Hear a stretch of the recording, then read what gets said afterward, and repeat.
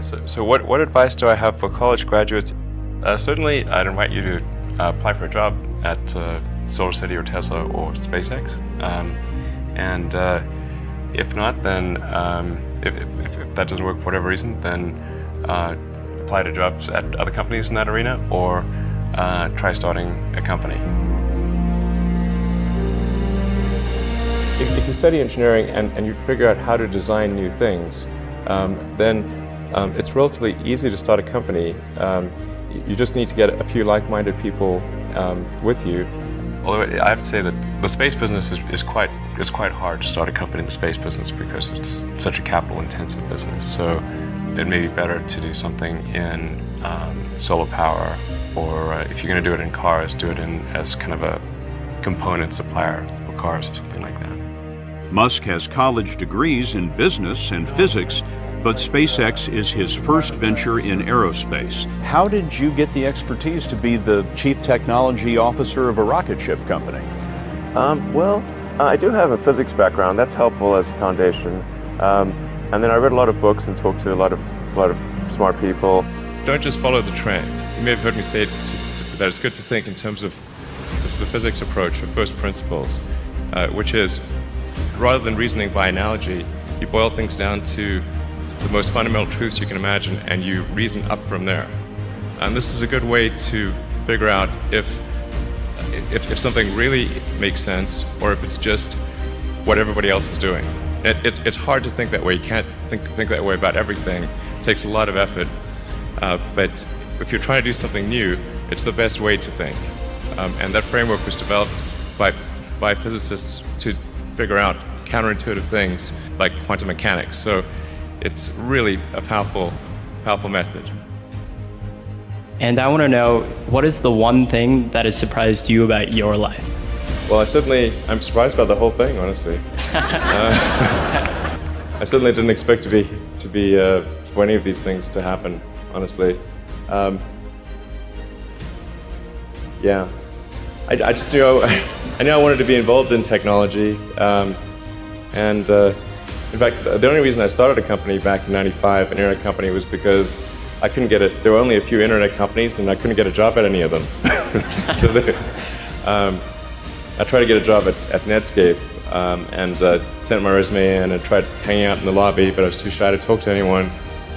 And then I was like, okay, well, I guess I'll have to start a company because I can't get a job anywhere. Thank you.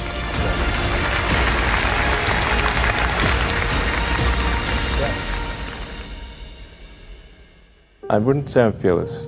In fact, I think I feel fear quite strongly. But if what we're doing is, what I'm doing is, I think, is important enough, then I just override the fear. Mm-hmm. So, but it's not as though I don't feel. I feel like more strongly than I would like. I think also people tend to overweight risk on a personal level. It's one thing if you've got, a mortgage to pay and kids to support, and that if you were to deviate from your job, how are you going to feed your family and pay the rent? And okay, that's understandable. But let's say you're young and you're just coming out of college or coming out of high school or whatever. What do you risk?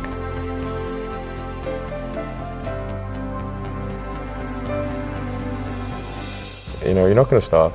I mean, right. It's really certainly not in any kind of modern economy. It's so easy to earn enough money just to live somewhere and eat food. I don't know what are they afraid of? They're mostly afraid of failure, I think.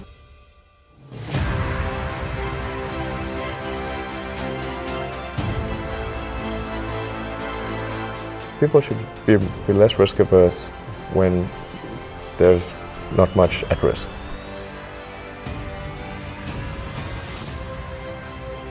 What is education? Like, you're basically downloading data and algorithms into your brain. And it's actually amazingly bad in conventional education. Because it shouldn't be like this huge chore. Like, the more you can gamify the process of learning, the better.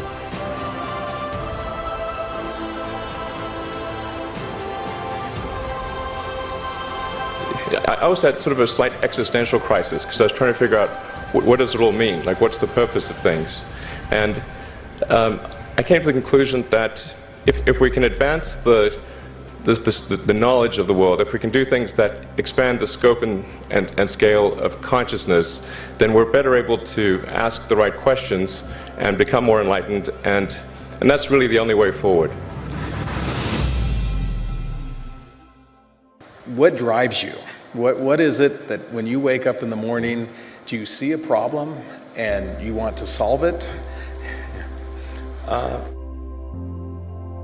The thing that drives me is that I want to be able to think about the future and feel good about that. That we're doing what we can to have the future be as good as possible, to be inspired by what is likely to happen, and to look forward to the next day. That's what really drives me, is trying to figure out how do we make sure that things are great and going to be so, and that's the underlying principle behind Tesla and SpaceX. Is that I think it's pretty important that we accelerate the transition to sustainable generation and consumption of energy. It's inevitable, but it matters if it happens sooner or later.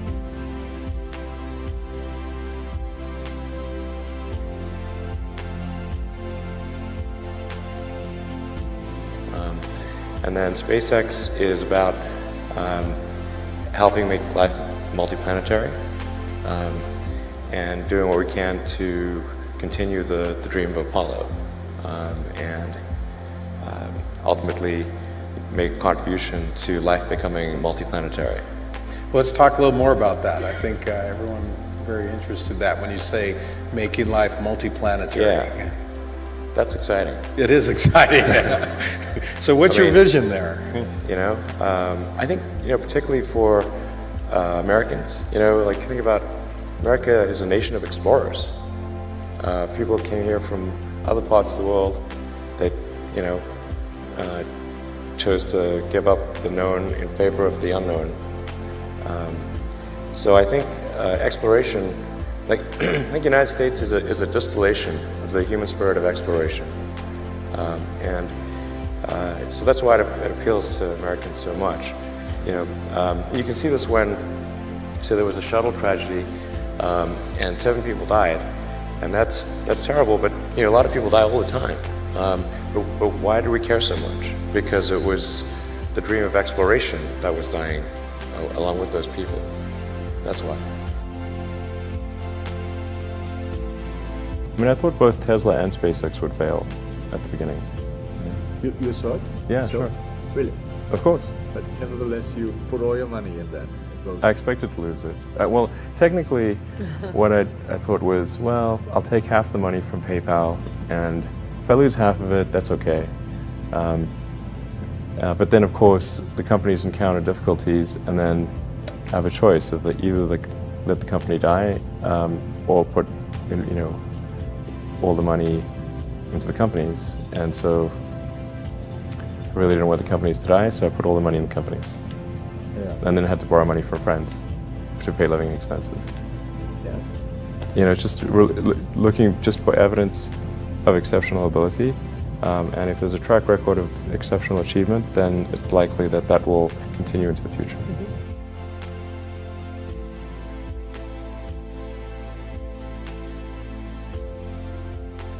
Well, it really depends on the stakes. If the stakes are high, if it's really important, then I will overcome the fear and just do it anyway.